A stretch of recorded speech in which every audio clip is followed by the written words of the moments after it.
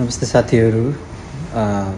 बर्खायाम सुरु भएदेखि चीनबाट आएको बाढीले नेपालमा तसनस पारेको छ र एकदमै दुःखको खबर आएको छ। फेरि पनि हाम्रो देशका कयौं प्राकृतिक सम्पदाहरू, पुल, घर र वासस्थानहरू तसनस पारेको छ। यसले चाँडै नै नियन्त्रणमा आओस् भन्ने हामी सबैले अपेक्षा राख्दछौँ।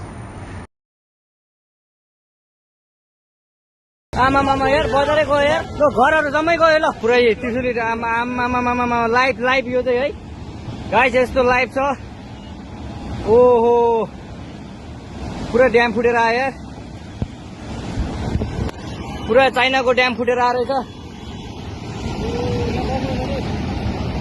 आमामामामा ल यहाँ हामीले अब ओहो यार, यो पुरै ड्याम फुटेर आएको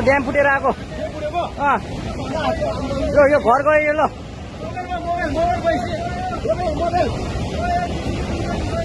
त्रिशुली बजारै गयो यार, ल गयो यार।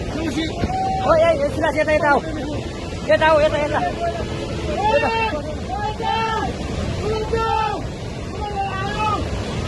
आमामामा यार बजारै गयो यार।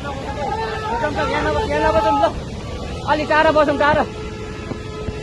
यो पुरै ल घरहरू जम्मै गयो ल घरहरू जम्मै गयो। यो पुरै आमामा ड्याम यार।